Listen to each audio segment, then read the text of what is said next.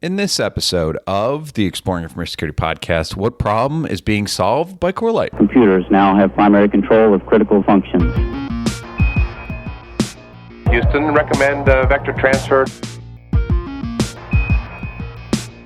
Your go for APU shutdown on time. Roger, go for deploy.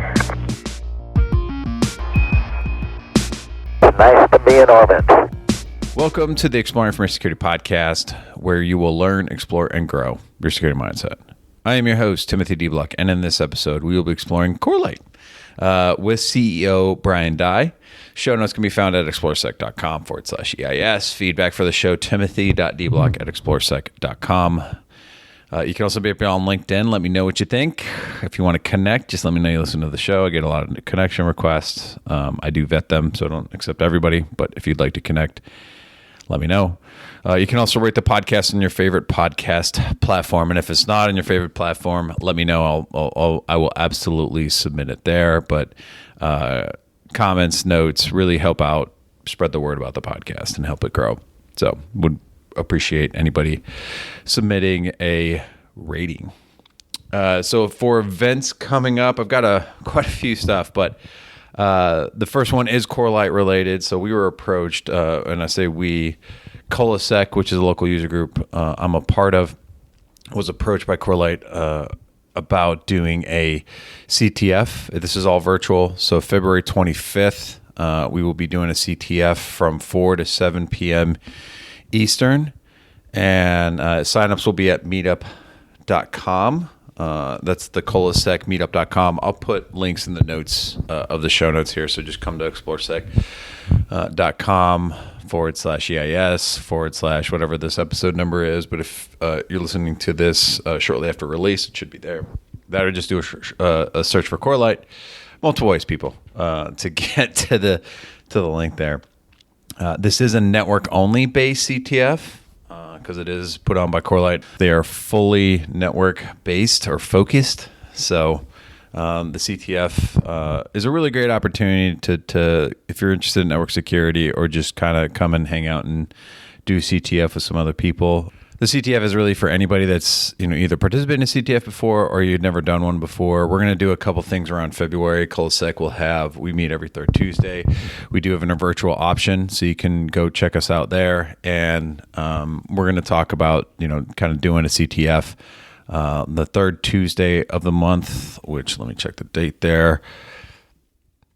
My computer closed because I have a hot corner. February 18th. So you can check out the meetup. Again, meetup.com. You can go there to get all the details about signing up.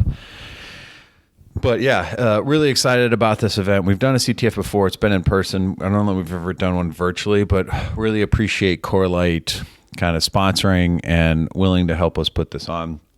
As you'll hear in the podcast with Brian, really great conversation around what Corelight does, NDR, so you can really get a better understanding of NDR and kind of what they're looking to do. But they're really community focused, which is awesome, and that's why they put on this kind of stuff there. This podcast interview was kind of done separate from the CTF, but it just so happened that things lined up, so that's why I'm kind of promoting it here. And I'm putting it out this time because we've just gotten kind of the details nailed down. We will have more logistic stuff that we have to address, but we've got over a month to do that. But yeah, if you're really interested in CTS or have never done one before, this was a great opportunity to do that. I don't know about caps. Right now, we'll see how many people actually register. We are going to force like an actual registration RSVP. If we start getting a ton of people, then we will close it. But otherwise, I've been told so far there's no caps. That might change though. So, but Corelight, for some more details on this, they're a Fortune Cyber 60 company. They were founded by the creator of Zeek or Bro, if you recognize that term, and they really hone in on the network side of things and get you the information that's really needed to respond or detect any sort of threat. So again, this is another kind of vendor focused podcast, but I think that's good to go into some of these vendors. I really like talking to Brian and again, they're very community focused. So again, putting on things like the CTF, that's nothing that needs some sort of special approval or anything. They just go and do it, and they're very community focused, open source proponents. So, and I had a really great conversation with Brian. So, as you'll see, I didn't have to edit a whole lot, which is always good for me, because going back and editing is not as fun. But yeah, I guess that's pretty much it. Let's get right into it. I was actually just reading one of your blog posts. I love that you listen to Risky Business, because that's where I've heard you guys have sponsored before and talking about Corelight. And I've known, Corelight's gone through the whole name change from, I knew it as Bro, and then Zeek, and, now Corelight. So I really like that you guys that you're into that podcast and enjoy listening, because that's my daily listen. Oh no, it's a good one. And, fortunately, by the way, the Bro to Zeek name change, that was the open source side. Corelight's always been the company. So, the open source project versus the company are two different creatures. We continue to support the open source side, but to your point, the name change, my running joke on that one is, the original idea of, the George Orwellian reference to the dual-edged nature of network monitoring and the morality of it, that was all noble. But, honey, I'm going to Vegas for BroCon is not a sentence that worked as of several years ago. So you just got to know when you got to change. Yeah. Well, thank you for that clarification, too, because that's definitely, I feel like you guys have been around for like a long time, right? The project actually was started by Vern Paxson in the mid 90s at Berkeley. And then Corelight came around more like 2017 as a company. So it was a lot more recently, but the open source project has had a wonderful life for almost 3 decades now. Yeah. Well, and that's what I meant too. Corelight, even like it's like you said, it's been around since 2017, which I feel like, especially with the COVID years, right? That feels like ages ago at this point, and things have changed like drastically within our ecosystem. As far as like, one, it's just understanding all the different vendors that are out there, but you guys have been around for a lot longer, so you have a little bit more, I guess, history there. We've got the history. I mean, the other thing that's been crazy over all this time is just look, we've been doing this long enough that the threat landscape changes, right? When we got going, the number one question we got from folks was, NDR, why do I need NDR? I've got EDR and I'm all covered, and that has cured all of my ills. And of course, now we got pick which sysadvisor you'd like to talk about. And, one of the top 3 things is either going to be you need more advanced logging, or the defender has over-relied on EDR. And so now, there's recognition that there's a perimeter bypass happening. The challenge from a company standpoint that used to be convincing people the category was credible is now definitely, oh no, folks understand the category. Now let's kind of explain our position within the category, which is an easier place to be. Yeah, and I'd even say networking, because that's where I kind of cut my teeth with sysadmin networking. Like that has even changed to, we got software-defined networking, we've got stuff, and even the cloud is an entirely different thing. I've had network engineers like try to go into the cloud, and like this is not what I know at all. Yeah, that's been a really big area that we've been diving into that's really interesting, because you hit it. Like folks go from a traditional background into a cloud background, all the data changes. Many of the attacks don't, by the way, but then the data you need to investigate the attacks does. So that makes it super confusing. And you've got this whole control plane thing, which is like, it's just a dumpster fire, right? I mean, there's tons of information in there. Good luck kind of figuring it out. So kind of helping people connect the dots from the world they know to the world they're going into has been its own problem that's been fascinating to peel back the onion on. Yeah. So one of the things I do want to clarify, because you've mentioned, is EDR, right? And network, the detection and response. Like, what is that? How is that different from like EDR and some of the other security tooling out there? Yeah, it's a great starting question. And look, the way I think about this, like super big picture, is if you think about the kind of pendulum of innovation that's kind of swung over time, it's been bouncing between network and endpoint for 30 years, right? We had signature-based AV, then we had firewalls, then we had behavioral AV, then we had next-gen firewalls, then we had EDR, right? I mean, it's a back and forth of where the strongest defenses are, and then where the attacker goes to kind of find the weak spot, right? And EDR is fantastic. And by the way, anybody who's listening to this that does not have a modern EDR deployed, you are definitely behind the times at this point. Kind of welcome to 2024, soon to be 2025, and kind of get on the bandwagon, right? Lots of great detection there for lots of great advanced techniques. The rub is, if you think about 2024 in particular, lots of vulnerabilities in network devices, even security devices, right? Citrix VDI is a great example. There's a whole bunch of kind of firewall vulns. You've got a whole bunch of living off of LAN techniques that are now really hard, if not impossible, to detect with traditional EDR. So you need another layer, defense in depth. This is not a new concept for all of us, right? You need that layer behind it to find the attacks that have bypassed your perimeter defenses and by definition are now inside the network. And really that's what NDR is about. Not just about detecting those, but giving the data, the evidence to connect the dots across the kill chain to kind of find and resolve the whole thing. That's really what the category is about. So will NDR stop it, or is it just more about monitoring and kind of alerting on it?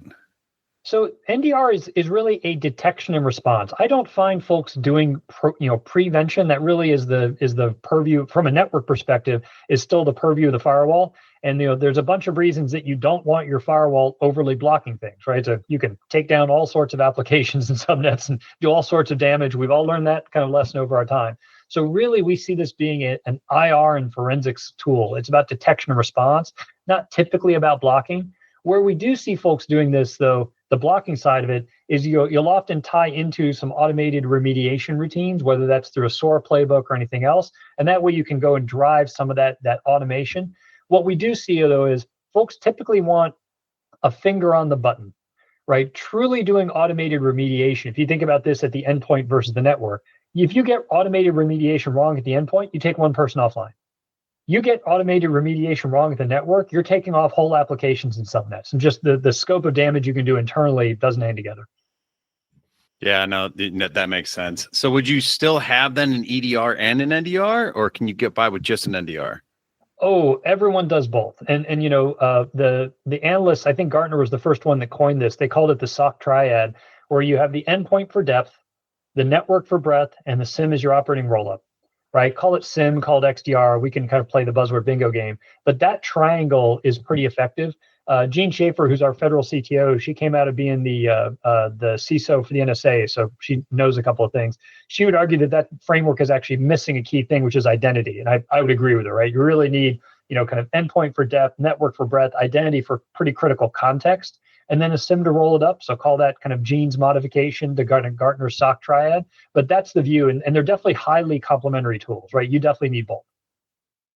Yeah, I mean, that's what I was just about to. I just wrote that down, was because going back to 2017, we didn't have MDR, we didn't have XDR. EDR I think was just coming out, and NDR. So I mean, so you still want like an MDR, XDR. I don't even know. Do you need an XDR? I guess MDR, XDR are kind of the same thing, but you still it sounds like you still kind of want that, like you said, the triad, right?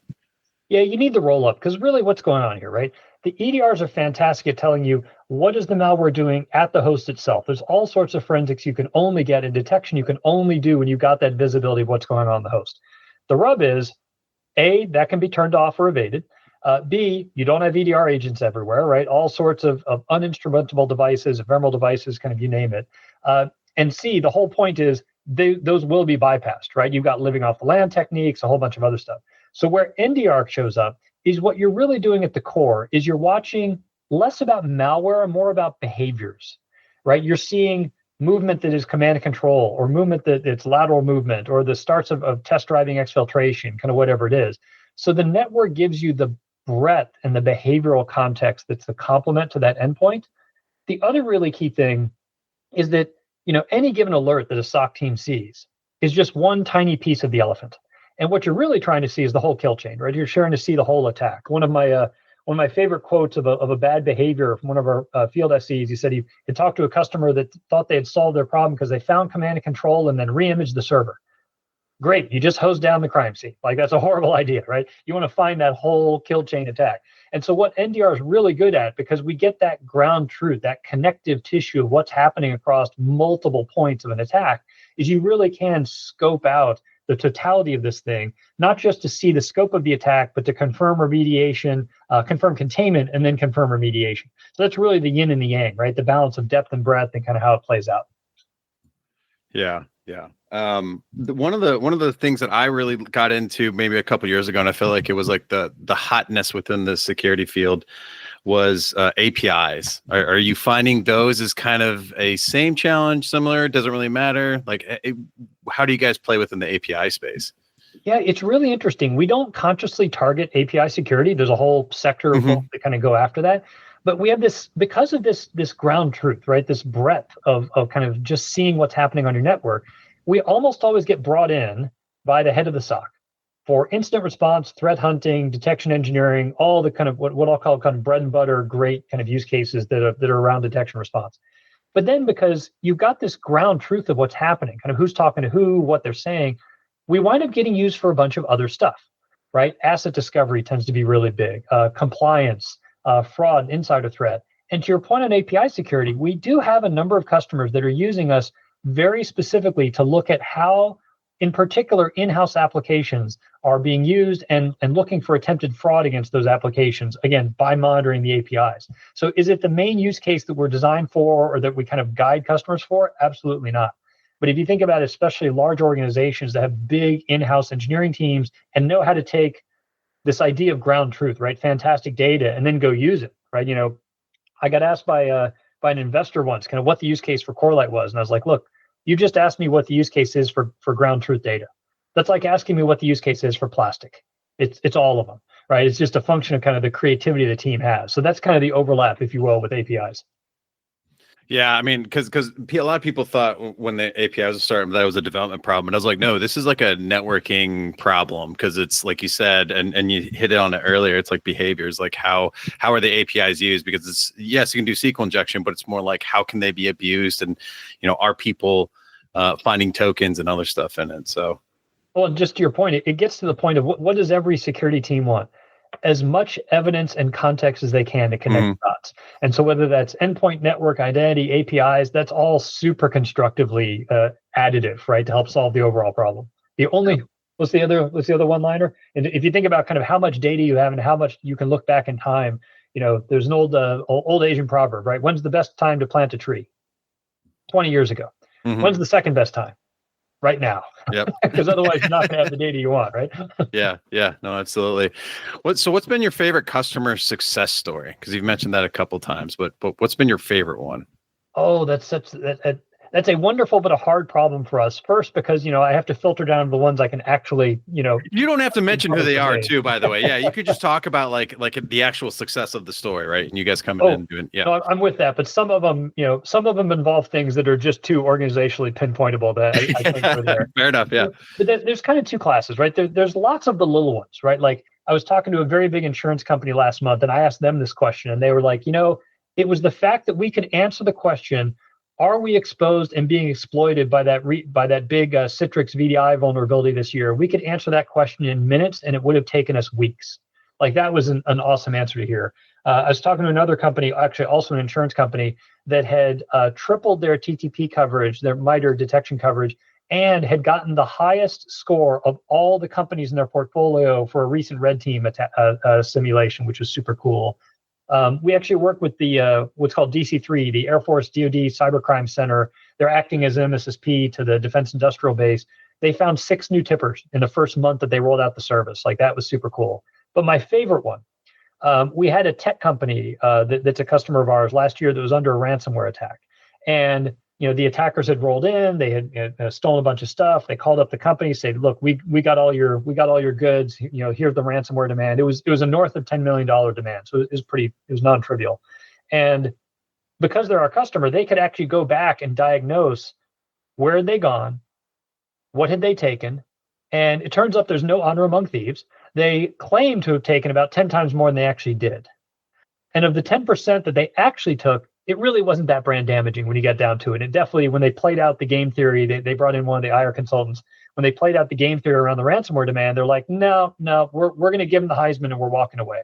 So that difference of being able to really see the context of the attack, really get to ground truth, right? I mean, the difference between I think and I know is incredibly powerful in this situation. And then to really help support that type of a decision that, that's beyond the security team. You're at the exec staff kind of, at the brand kind of risk discussion at that level. That was super cool to kind of help them just turn down that ransom and walk away and not pay the demand because they could prove there was only 10% of what had actually been stolen. That was cool. So is that someone that was already a customer when you came in? So that's a question for me have you come into, do you have to have historical stuff? Do you have to be in the environment to do that? Or can you come in after a ransomware attack and start trying to put pieces together? You are vastly better having planted the tree first. Yeah. Okay. No question about it. Because if you think about it, what you're really getting with this category, right? I mean, how did folks do network forensics, network investigation 10 years ago? It was with NetFlow or PCAP, right? Or maybe a standalone IDS. So NetFlow gives you the basics of who's communicating, but not enough to be diagnostic for security. PCAP gives you 3 to 7 days of beautiful glory, and then you're completely blind, right? Thanks for playing, right? And signature IDS is too easy to bypass now, right? And so think of NDR as the modernization of those 3 legacy approaches, right? And so if you show up after the fact, you lose the ability to look back in time, right? Which is the most powerful kind of piece of this category. But I'll tell you, like both the Mandiant and the CrowdStrike IR teams, they use Corelight as their NDR of choice when they go in for engagements.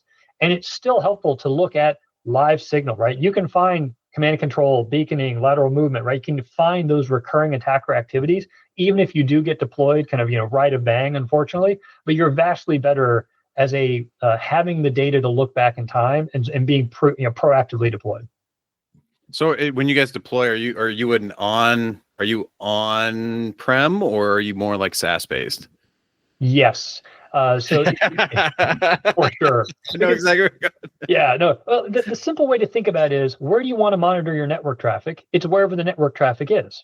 Mm-hmm. So if those are in physical data centers, you deploy there. If you're deployed in AWS, GCP, we'll come back to Azure, you're deployed there. If you're in remote offices, that's where you get deployed. If you're around Kubernetes clusters, that's where you're deployed. Even some of the SASE providers, Palo and Netscope, are actually enabling taps off of those SASE services. So wherever you have network traffic is the place to get deployed. And then the question is, where do you go analyze all this data? And for a lot of our customers, especially in the mid-enterprise, we offer them a SaaS service that gives them workflows and all the great Gen AI stuff and alert aggregation and triage and all this type of great stuff. If you're, we also serve some of the biggest organizations in the world.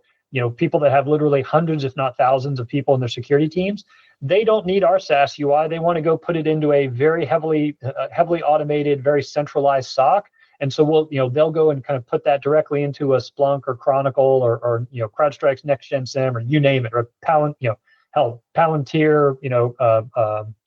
Athena, you name it, right? We got folks that are doing analysis in it. But we tend to see kind of call it the mere mortals of the enterprise, kind of they really want a SaaS solution that helps them kind of drive the workflows. The incredibly large organizations in the world that have that data lake scale SOC, they want to go put all the evidence in there natively. So you said it, data lake. So we got to get into AI and all that, and how you're kind of, I guess, I'm going to leave it very broad, so you can kind of take it wherever you want. But like, how is AI kind of impacting Corelight? It is a wonderful thing being in an open source based company. And we had this wonderful discovery. Think back to almost 2 years ago now. It was I think March of 2023. Do I have that right? When GPT-3.5 really hit the kind of public domain and got super popular. We happened to be on an advisory board meeting with some of our existing customers, literally 2 weeks, 3 weeks after that. And we were trying to talk about machine learning and false positive rates and all this other good stuff. And the chief security architect at one of our customers interrupted us, and she said, "Look, folks, we can talk about the ML side of this, but I thought you all should know that my analysts are using GPT-3.5 to draft Splunk queries using Corelight to investigate DNS exfiltration, and I thought that was pretty cool. You guys should know about it." And we were floored because I barely knew what GPT-3.5 was at that point. I definitely hadn't used it, and we definitely hadn't put a nickel of R&D into this. So what the heck is going on? And what we realized was, oh, wait, because we're open source based, these large language models are all trained on the public internet. They're already aware of the underlying data structure, or the underlying alert structures. And so it's been just a wonderful accelerant for our customers and a wonderful gift for us because, A, we can bake a bunch of this Gen AI stuff into our products directly for very low R&D cost and very fast, which has been wonderful as a selfish capitalist. More importantly for our customers, they are not single-threaded by what we do, right? One of our customers in the university system, I'll just put it this way, is a wonderfully sophisticated group. They automate over 98% of their alert investigations already, and then they have a 3-tiered LLM model that they're actually running through to kind of curate and accelerate those remaining 2% of alerts. They got that out-of-the-box support for those large language models because we're already trained in the LLMs, and we're actually in the co-development programs for a bunch of these flagship LLM providers as well. So you can kind of have your cake and eat it too. If you want to roll your own LLM, you're getting this great out of the box capability that now you're just doing prompt engineering for. And if you want to kind of take a vendor provided solution, we're able to basically lead the rest of the category by 6 to 9 months because of this open source compatibility that we've really been powered by. So it's really been a wonderful gift, honestly, that we've tried to take advantage of. Gotcha. Yeah. So looking ahead then, like, what do you guys see ahead for Corelight? And this could be AI, or this could be just something in general. Like, what's the next step or next evolution? Yeah, I mean, for us, there's a bunch of things. I mean, getting back to this point of if what you're doing is ground truth and you've got great data, and asking what the use case for data is like asking use case for plastic, step one, more data, more detections, right? Because if you have novel data enables novel detections, right? So that flywheel is something that we continue to push super aggressively. In particular, living off the land is, I think, a huge opportunity to continue to invest. We do a bunch there already. There's a lot more we can do. It is a attack technique that's on the rise. It's uniquely suited for the category, and it's uniquely suited for us just because we have because of that open source heritage, we have so much great data we can use to go chase after that. So that's number one. I think number two is definitely to continue to push on everything Gen AI related. I mean, AI broadly defined, but Gen AI in particular. This idea of how much of the SOC workflow can you automate on a given domain is super powerful.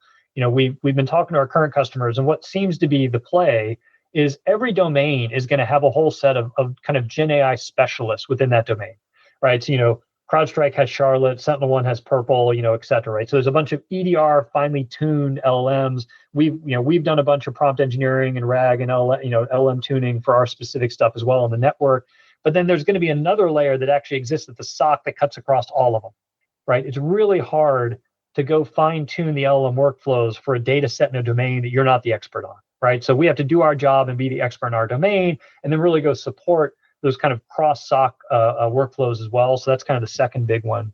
And then the third big one for us is we've been thinking a lot about how do you, like, this problem is so durable, right? Everybody has to worry about living off the land. Like it's not just Volt Typhoon. That technique is going to roll through kind of all sorts of other attackers. So how do we think about customizing what we do as a company for organizations of different size? Like I mentioned a little bit about this earlier, right? If you've got, a really high-end bank that has 2,000 people in their security team, 800 people in their SOC, they have one defensive architecture. That's very different than a company that might have 50 people in security and 20 people in their SOC.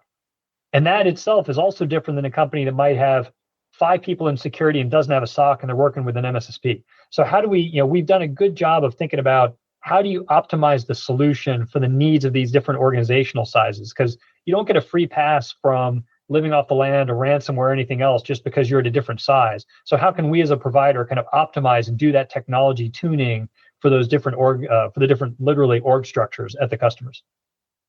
Yeah, that's what I love about companies like Corelight, right? Is you guys have this defined lane that you're in, and you're not looking to go off and do something else. I feel like the EDRs are now have like web filtering in them, and they've got like other stuff in them. I was in the AppSec space, and each platform they did something really well, but then they're like, nope, we got to go get a DAS, we got to go get an IaaS, we got to go get all this other stuff. But I love that Corelight, and based on what I've heard, is that's what Corelight is just planning to do. Like they just want to focus on the network side of it. You're absolutely right. And beyond network, what we're really trying to do is we're trying to solve the problem of breadth and security. So, and this is kind of, and again, I can take no credit for this, right? We learned this from watching what this kind of the biggest of the big, the web scale tech giants are doing, right? Because a lot of those folks actually roll their own defensive tooling. They're the ones that can afford to roll out the open source on their own and everything else. We watched what they were doing. And what they're really doing is they're treating the data as a first-class citizen. And when you take that philosophy as a vendor, you're kind of doing the opposite of what everybody else is doing, right? So many people are trying to own the analyst eyeball and own as much of the analyst workflow as you humanly can. And there's lots of good reasons to do that, by the way, and that's a great thing for other companies besides us to go and do. What we think about is, what is the data, what is the evidence, the detections that you need to kind of provide this context, right? To connect the dots across all the kill chain, because that data has so many use cases, right? There's so many places you can take it. And then if that's the product, how do you put that in the right form factor for the various use cases and for the various companies? So it's kind of looking at the world a little bit backwards from a lot of what other folks do. And that's why we feel so good about that focus in this domain, is that we've got a way to connect to so many other things to help solve that security problem in a way that just it's more friendly to how this category needs to operate, right? If the point of NDR is breadth, then we should be supporting as many SOC workflows as we can, as many other technologies as we can, and be really aware of what those IR workflows look like super broadly, rather than try to take them over, right? That's kind of fighting the tide, if you will, if we just watch at what the defenders are really doing. Yeah.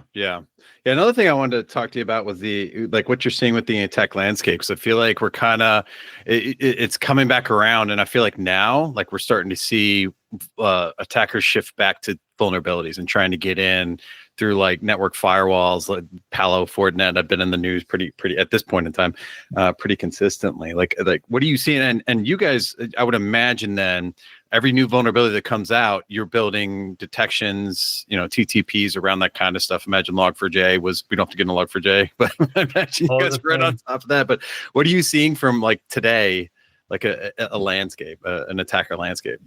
Well, I mean, look, you hit it. I mean, we as an industry have not done ourselves any favors, right? If you look at the last year, right, the prevalence of vulns in network devices, right, with security or core networking, switching, and routing has been dramatic. So we've been giving people keys to the kingdom far more than we should, and I think everybody in the industry understands this. And there's lots of people working to kind of get our houses in order there.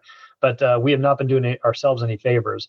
But what's been sobering, as I've read through the last several CIS advisories, is even if we weren't doing that, whether it's phishing, whether it's a vuln, or whether it's another form of social engineering, or just straight up kind of perimeter bypass, EDR or firewall bypass, determined attackers like Volt Typhoon have a way to get around everything, the vast majority of the modern defenses. And this is the continued cat and mouse game that's actually happening. So that's number one. Determined attackers are finding ways in. Number two, the real thing that they're doing now is they're being very smart about being undetectable, right? Think about the difference between Volt Typhoon and ransomware. Ransomware is in quick, make it obvious, start the negotiation, get paid, right? That's a business model that has been cranking very effectively. You look at a lot of the next wave of attackers that are Volt Typhoon, they're quiet, they're in there for quarters or years, right? They're maintaining persistent, they're living off the land. So the move away from malware as something that can be detected and towards this living off the land technique is super, super clear. And I think that the net of those two, and actually wrote a blog in this over the summer, is if you read the CIS advisories, right, they're doing all this red teaming, they're looking at these super advanced attackers, and CISA love them. They're trying to be so professional, right? They're kind of saying, hey, look, here's the red team exercise, here's what we learned, we're sharing our opinions and our findings with you. And any one of them looks very clear, very clean, very pointed, very on topic. If you read all of the ones from the year, which I think if you look at the red team assessments is like 12 or so, it's almost like CISA, we need to give them an anger translator. Like we need somebody behind them that's actually over top of them to actually get the message across. Because you read these and it's like they're telling us the same thing over and over, right? And I go back, so Rob Joyce recently joined Corelight as an advisor. Great guy, by the way, wonderful human being on many, many levels. But one of his rare public talks back in 2016, right, when he was actually still running tailored access operations at the NSA, he actually said, look, A, you better know your network because we will, right? Don't let us know your network better than you do. And B, our worst fear is a passive tap and someone who's paying attention to the logs. Because once you bypassed everything else, that's the only way you're going to find them.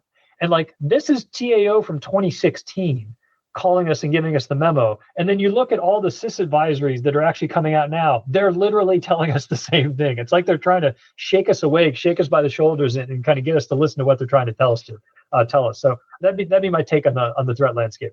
Yeah, well, and even I think wasn't there an advisory recently where they said like the pen test team had like left stuff in the environment, which it's like I feel like Corelight would find that and be like, hey, you might want to have your pen testers remove that. Yeah, exactly. Well, and by the way, and these are, and I give credit to the orgs that are calling up CISA and engaging them in these red teams, right? Because having that caliber of folks show up and do the red team, that's an investment in yourself, an investment in your future. So I really like that's the sobering part. You've got to have a level of focus on mission, humility, and dedication to your craft before you're going to call CISA, bring them in, and then kind of take this all to heart. Think of all the orgs that don't call CISA. They're not going to do better, right? So I mean, we're looking at a decent water level when we look at these at these CISA advisories, and even with that, these are the ones shaking us. They're trying to shake us awake on, right? I definitely feel like too, like the InfoSec field has kind of gotten a little bit more open about that kind of stuff, because I feel like back in the day, it'd be like, no, we're not saying anything, but and hopefully more companies are sharing, because that's where we really find a lot of value, right? Yeah, 100%. And by the way, that's been one of the other nice things about getting exposed to the open source community, right? Whether you look at the Zeek project, the Suricata project, there's a bunch of others that do this. They're now holding public webinars where you can hear from really, really advanced defenders and hear directly from them the stories of what problems they saw, how they tried to solve it. In some cases, they're actually sharing the specific techniques. Again, if I just look at the last 2 months, right, there's been the Zeek project has had defenders from Meta get up and talk about what their detection engineering practices were, how they actually did their rollout of the open source, what types of DNS analytics they were doing. A defender from Idaho National Labs got up and talked about how they were trying to make it really, really easy to build new protocol parsers, right? And actually sharing that tool with everyone. They put that tool into open source, which is a great thing defenders can take advantage of. A Suricon, I believe, was actually just last week. So there's a number of folks talking about how you can apply AI and machine learning into kind of traditional signatures, either for prioritizing different alert queues or for analyzing the results. So you've got not just folks sharing their practices and the bad stories, but also sharing practical tools that each of us can help or use or get inspired by and kind of take forward. So Tim, I'm totally with you on just the difference of how open folks are now versus where they were 10 years ago. It's night and day, and I think it's to everybody's benefit.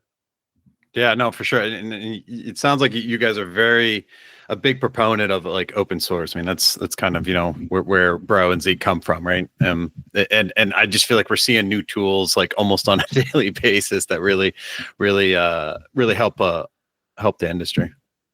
Yeah, for sure. I think, a big founding part of the company is to be the economic engine to support the ongoing life and development and open source nature of these projects, which we're absolutely committed to. But the other piece is, look, the attackers for well over a decade now have been acting like general contractors, right? So, I think it was the Russian mafia that got credit for doing this first, right? Where they were the GC and then they're specializing in each of these individual areas. So they're sharing tips and tricks. They're specializing in their different areas. Like, if we're not doing that from a defensive standpoint, we're just making the asymmetry worse. So take every advantage you can, right? Yeah, no, absolutely. What are, I guess, resources or anything you'd like to plug? I think the biggest thing is I would absolutely take advantage of everything the open source community has to offer. I think we talked about Suricon, we talked about some of the Zeek webinars. They used to do this as an annual conference, and they moved it to a set of kind of monthly or sometimes even bi-monthly webinars. Great expertise, great insights to help you kind of keep your knife sharp, if you will. Second thing is, if you are diving into the category, go to Corelight.com. It's designed to be a resource, right? We're not just trying to hawk software. We're trying to help people operate better. So there's all sorts of content to map into the MITRE defense, the MITRE attack catalog, case studies, right? For example, we've open sourced an entire set of threat hunting guides that are not just in written form, but if you are in almost any of the modern SIMs, we've built those out as dashboards. If you want to take that, put that in your environment, right? There's a bunch of stuff you can do to kind of do more practical, more effective threat hunting. Those are all resources available for folks. We'd love to see them take advantage of. Like, those are the big things I would advise. Yeah, no, I love that. I love when companies like kind of give back to the community, essentially. I mean, it's obviously a little bit promotional, but I feel like it's just doing it to advance the industry, which is really great. What are kind of some of your closing thoughts, if you have any? I think just 3 closing thoughts for me. I think 1, let's pay attention to what CIS is telling us, right? If you don't have an EDR, you're missing a trick. Please, welcome to the modern era and get one deployed. I can't not say that, but recognize that that's not enough, right? If you look at the last few CIS advisors in particular, they're telling us don't over rely on EDR. You need the network baselining, the logging, the forensics. You need essentially the NDR category, the modernization of NetFlow, PCAP, and IDS as the backstop for EDR. So I think that's step 1. I think step 2 is, let's not misunderstand what the category is doing, right? Even though it's got a DNR, which means detection and response. In the case of NDR, it really ought to be NDDR, right? Network data detection response, right? The evidence is the essential thing you need to have to look back in time, to piece together these attacks, to diagnose the new vulnerabilities, It's just how the category operates because of that role of breadth and context that we provide in addition to the raw detection.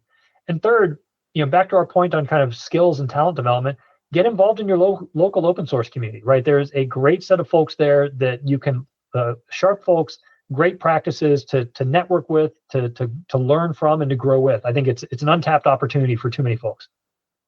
Yeah, no, absolutely. And I love that you said that. I will tell you, February, I think, either January or February. So I'm part of a local user group called Colasec, which is out of Columbia, South Carolina. I helped start it back in 2014.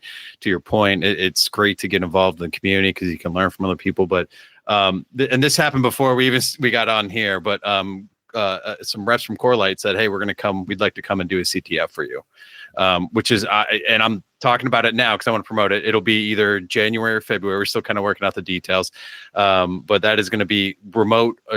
For anybody that listens to this podcast, you can join remote. You can come to exploresec.com. I'll be promoting it there. But I love that you said that, and I just wanted to kind of promote that here, and because I think that's great. And you're not just saying that, coming on the podcast here, and you didn't even know that I had that in my back pocket, but I love that you guys do that kind of stuff.